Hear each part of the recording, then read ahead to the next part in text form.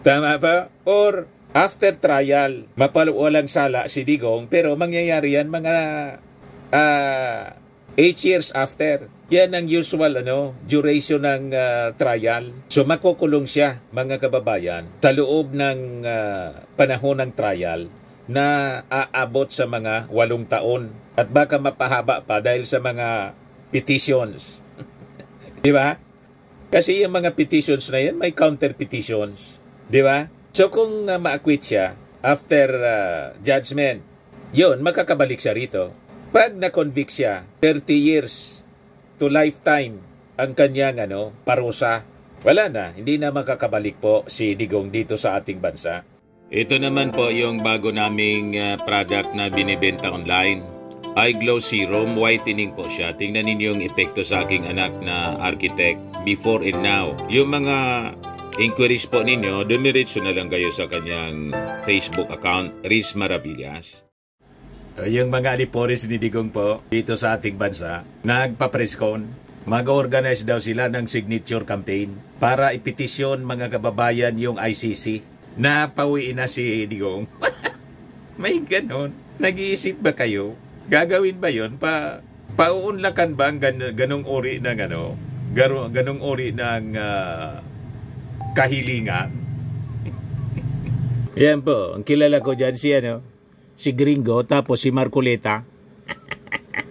Sabi dito sa balita ng Manila Bulletin, ngayon lang retired Philippine National Police Brigadier General Diosdado Valeroso, former Senator Gringo Hunasan, Sagip Party List Representative Rodante Marcoleta, and former Philippine Army Captain Dante Langkit hold a press conference in Quezon City kanina to announce that they are organizing a signature campaign for a petition to the International Criminal Court to bring former President Rodrigo Duterte, who is facing charges of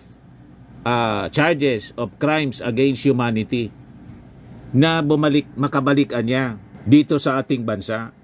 Malabo po. Pagbibigyan ba yung ganong kahilingan? Isabi ng mga legal experts po sa international law, ang pwede lang na makakapagpabalik kay Digong dito sa ating bansa, una, kung papaboran yung interim release, petition for interim release. Pero kailangan tanggapin ng ating administrasyon, ng ating gobyerno, ang mga kondisyon na isiset po ng ICC judges. So nasa kamay ng ating Pangulo ang susi. You see?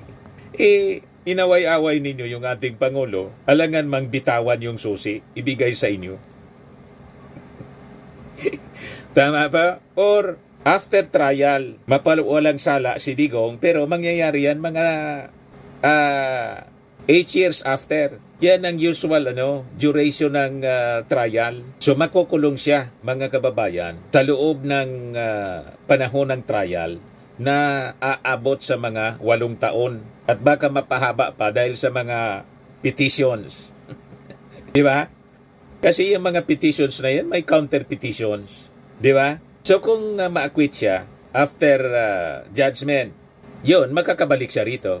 Pag na-convict siya, 30 years to lifetime ang kanyang parusa, wala na, hindi na makakabalik po si Digong dito sa ating bansa. Kaya kung ako sa inyo, manahimik na lang kayo at tayaan ang due process na mamayani. Itong mga ginagawa ninyo, hindi man ito makakatulong, sayang ng inyong mga pagpapagod. Pero sige lang kayo kung yan ang gusto ninyo. Ngayon, yung Palasyo Malacanang mga kababayan, nag-react na rin tungkol dito. Naitanong kasi kanina sa press briefing ni Jose Castro. Pakinggan natin po. Yan po mga kababayan. Paghain ng petisyon sa ICC para hilingin daw po na maibalik dito sa Pilipinas si dating Pangulong Rodrigo Duterte dahil sa mga concern daw doon sa kanyang well-being.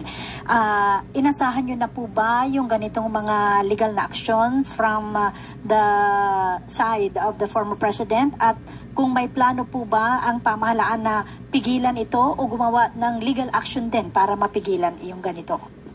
Well, karapatan naman po niya kung anong nais niyang gawin para ipagtanggol ang dating Pangulong Duterte.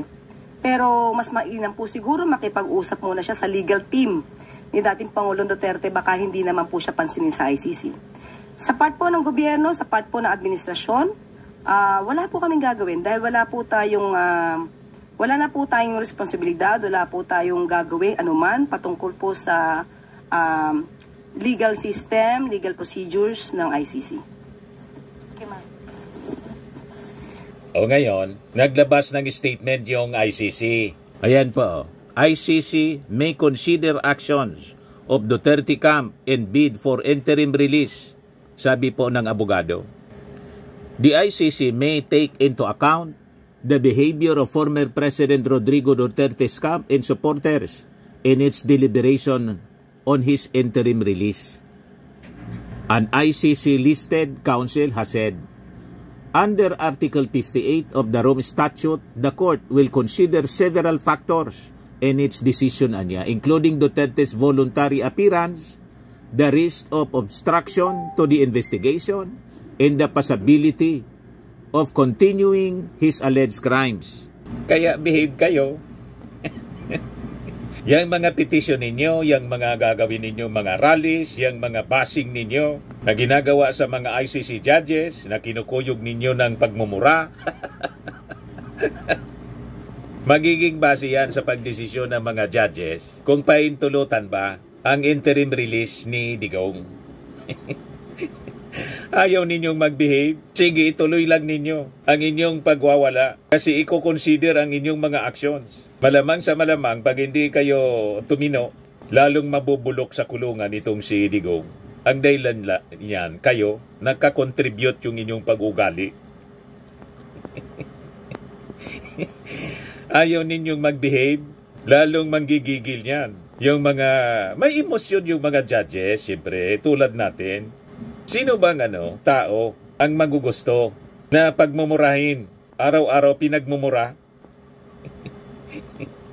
Di ba? Pati yung mga judges, pinagmumura na. Binabas ninyo. Adi talagang wala. Didiritsuan yan, mga kababayan, baka mapadali pa yung conviction. Tama? O ngayon, ito na yung latest tungkol sa kaso ni Digong na crimes against humanity. Yan o, 181 items. ICC prosecutor discloses evidence to Duterte's defense team. 181 items po yung ebidensya. Matindi. Yan o, the Office of the Prosecutor has informed the defense of its evidence in the crimes against humanity case against former President Rodrigo Duterte before the International Criminal Court. These items are the material cited in the warrant of arrest for Duterte. The annex listing the items is classified as confidential.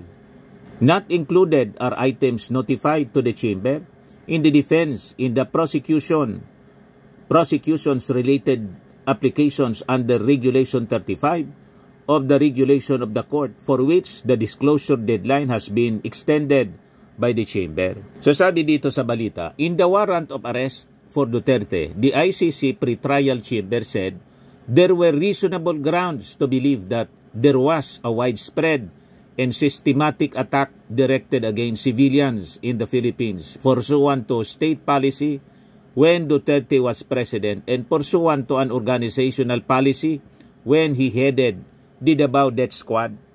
It found reasonable grounds to believe that Duterte is individually responsible as an indirect co-perpetrator in that he used the direct perpetrators of the crimes as tools to commit the crimes. His essential contributions to the alleged crimes, it said, include instructing and authorizing violent acts to be committed against suspected criminals including drug dealers and users, as well as offering financial incentives and promotions to police officers and hitmen to kill the suspects. Recorded po yung mga instruction. Hindi lang yung mainstream media yung naka-record, pati yung PCO noon, yung RTBM, yung PTB4, mismong government television, yung Presidential Communications Office, kasi sila yung nagko-cover, recorded lahat, yung mga dadada ni kill. Yes.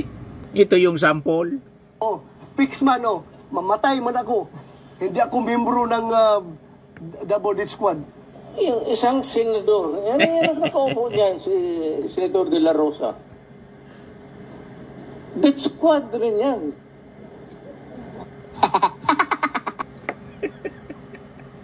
Galing mismo sa bibig ni Digong.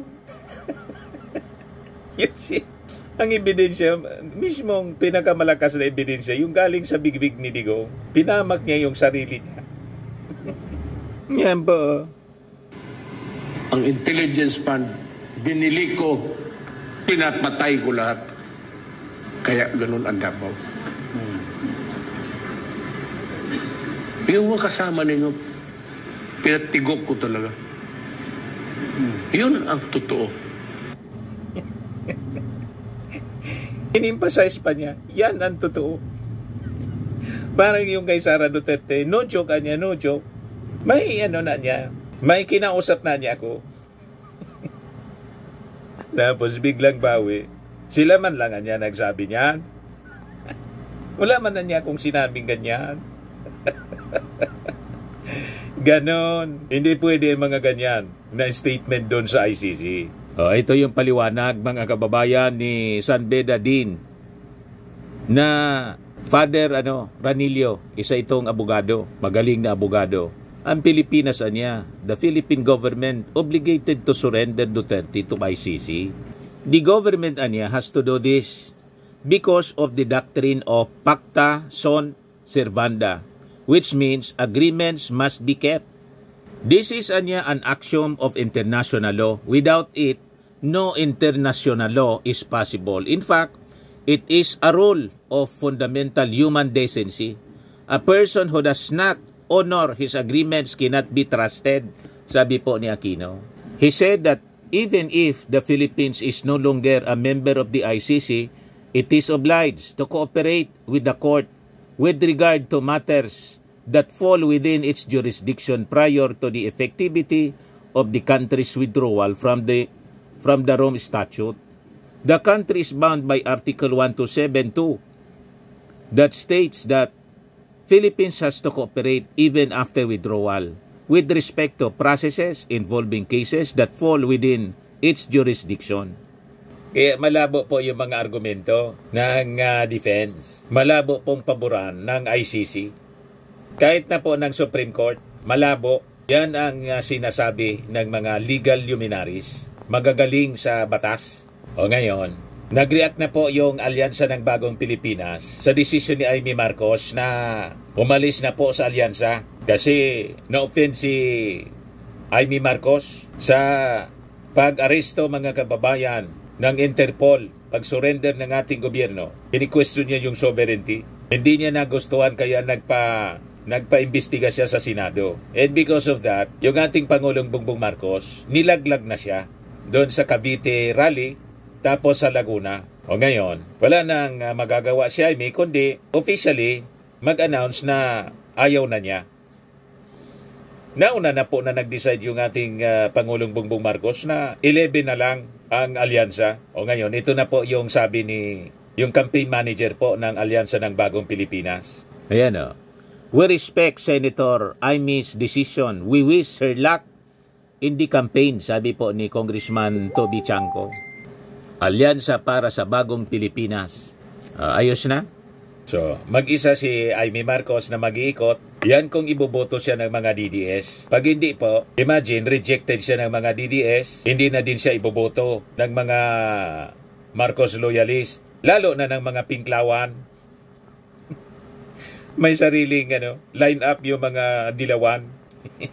Ang kandidato ng mga dilawan, si Kiko tapos si Bam Aquino. At yung mga kalyado nila sa Makabayan. Yun ang mga kandidato ng mga dilawan. Hindi man makakakuha ng boto doon si Amy Marcos.